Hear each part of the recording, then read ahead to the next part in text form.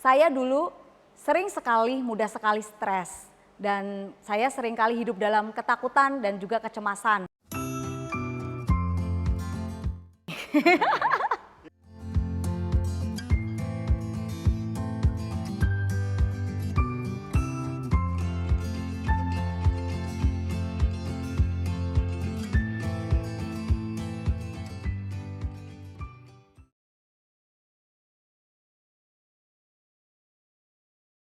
Saya kenal CCJ itu sebelum pandemi, Mo. Kira-kira di pertengahan 2019. Awalnya saya kenal dengan Romo Jaya. Jadi waktu sebelum pandemi, memang Romo Jaya sudah mengadakan satu kelas kecil, Mo. Dengan nama CCJ juga. Jadi saya membentuk satu kelas kecil bersama teman-teman komunitas saya. Disitulah saya mulai belajar bersama di dalam CCJ. Oh banyak sekali sih Mo, luar biasa sekali sih CCJ sih. Yang saya ikutin mungkin yang saya ingat ya Mo ya, yang berkesan di hidup saya ya. Awalnya saya mengikuti Puri Batin dari Santa Teresia Avila, kelas offline, pengajaran bersama kelompok kecil saya, bersama komunitas saya, teman-teman komunitas, dan dibimbing oleh Romo Jaya langsung. Dari Teresia Avila lalu berlanjut ke Santo Yohanes Salib, dan itu sangat-sangat luar biasa dan cukup dalam ya Mo, tapi cukup memberi pencerahan, sangat-sangat memberi pencerahan buat saya dan tentunya teman-teman saya yang lainnya. Lalu setelah itu lanjut lagi ke beberapa pengajaran lain, mungkin yang saya berkesan di Padre Pio. Di Padre Pio ada juga 7 cacat cela, dan saat ini kita berlanjut ke Mother Teresa. Jadi ada pengajaran yang sebelum pandemi, tapi setelah pandemi yang luar biasanya Romo Jaya memotivasi kita, menyemangati kita untuk terus maju di dalam kelas-kelas online. Sebenarnya banyak Mo, banyak. Mungkin satu aja yang berkesan buat saya. Yang tadi di awal saya sudah menceritakan bahwa saya dulunya itu gampang stres terhadap satu masalah. Sedangkan masalah itu kan nggak pernah namanya hidup itu tidak ada masalah. Masalah akan datang terus silih berganti gitu.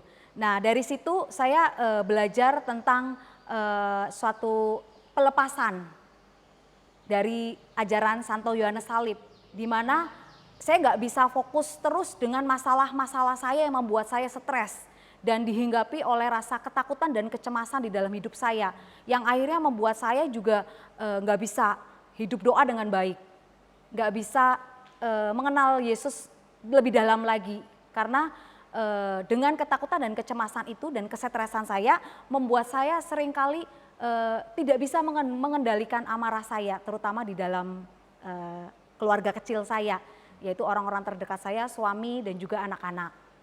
Dan dari Santo Yohanes Salib itu saya merasa lebih bisa bersukacita di dalam Tuhan. Jadi fokusnya itu bukan pada masalah, tetapi kepada Yesus sendiri, kasih Tuhan yang sudah begitu baik terhadap saya di dalam hidup saya. Jadi itu yang membuat saya bisa survive ya hingga saat ini ya Mo, walaupun di dalam masa-masa pandemi ya, di dalam masa pandemi yang tidak bisa melakukan pekerjaan di luar rumah, yang mungkin hanya di rumah saja yang dulunya saya mungkin nggak melakukan pekerjaan rumah tangga karena saya bisa berkarir lah ya, saya berkarir.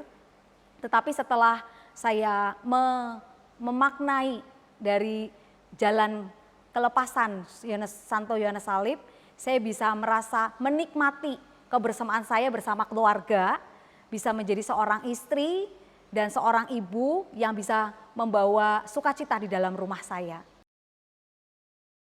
Banyak sih Mo, kalau untuk saat ini kan pandemi masih berlangsung. Jadi mungkin harapan saya akan terus berlanjut pengajaran online dari CCJ. Karena itu sangat memberikan penguatan, bukan hanya kepada diri saya pribadi, tetapi banyak orang. Juga semakin bisa mengenal spiritualitas Karmel lebih lagi. Dan nantinya setelah pandemi berakhir, itu harapan kita semua, ya mungkin akan tetap berjalan ya CCJ, bisa secara offline, bisa secara online. Mungkin secara offline-nya itu mungkin bisa retret, banyak yang merindukan retret secara offline. Atau kalau memungkinkan bisa retret secara online.